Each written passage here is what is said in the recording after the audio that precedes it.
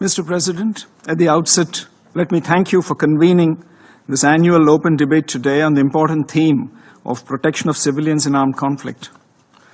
The world is witnessing a surge in armed conflict, and the civilians continue to be victims of such conflicts.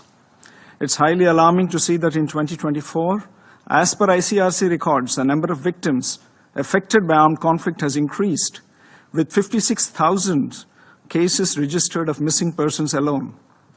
It's a paramount responsibility of the national governments to create a conducive environment where civilians are safe and secure.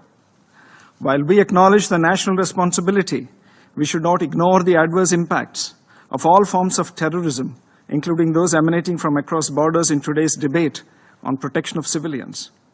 It is needless to mention that the terror entities have gained significantly enhanced capabilities by having access to new and emerging technologies, which present us with new threats, particularly to the civilian populations.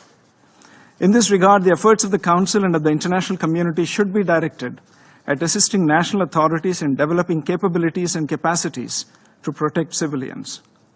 It's unfortunate that the parties to the armed conflicts continue to attack civilian populations, particularly women, children, and other vulnerable groups, as well as indispensable civilian infrastructure, such as hospitals, by projecting them as legitimate targets.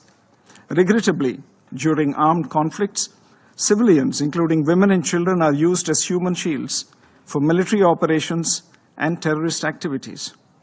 Therefore, it is paramount that the international community resolves to take concrete actions towards the implementation of relevant Security Council resolutions that have been previously adopted. Mr. President, any attack on civilians and humanitarian workers is a grave violation of international law, in particular international humanitarian law. The existing legal framework concerning the protection of civilians cannot be overlooked.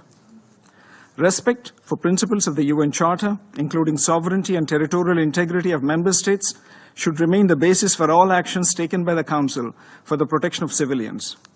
A politically motivated decision to intervene in an armed conflict situation may have devastating consequences, including to the civilian population, and therefore must be prevented. Furthermore, any intervention must be proportionate and based on credible and verified threat perception. The Council and the international community must take necessary measures to ensure effective and timely protection of civilians, including their life, dignity, and rights. The core principles of humanity, neutrality, impartiality, and independence must continue to guide the operations of all humanitarian agencies and organizations. Mr. President, I am constrained to respond to the baseless allegations of the representative of Pakistan on a number of issues. First, India has experienced decades of Pakistani-sponsored terrorist attacks across our borders. This has ranged from the horrific 26/11 attack on the city of Mumbai to the barbaric mass murder of innocent tourists in Pahalgam in April 2025. The victims of Pakistani terrorism have been predominantly civilians, since its objective has been to attack our prosperity, our progress, and our morale. For such a nation to even participate in a discussion on protection of civilians is an affront to the international community. Second, Pakistan has repeatedly used a civilian cover to advance the cause of terrorism. We just recently saw senior government, police, and military officials pay respects at the funeral of noted terrorists targeted by Operation Sindoor. A nation that makes no distinction between terrorists and civilians has no credentials to speak about protecting civilians. Third, earlier this month, the Pakistani army deliberately shelled our border villages, killing more than 20 civilians and injuring more than 80. There was intentional targeting of places of worship, including gurudwaras, temples, and convents, as well as medical facilities. To preach at this body after such behavior is grossly hypocritical. Let us be clear.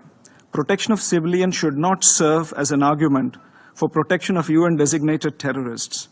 The international community must come together on zero tolerance for terrorism and calling out those who sponsor and defend it. In conclusion, Mr. President, my delegation reaffirms its commitment to working in close cooperation with the international community to alleviate the suffering of civilians affected by armed conflict. I thank you, Mr. President.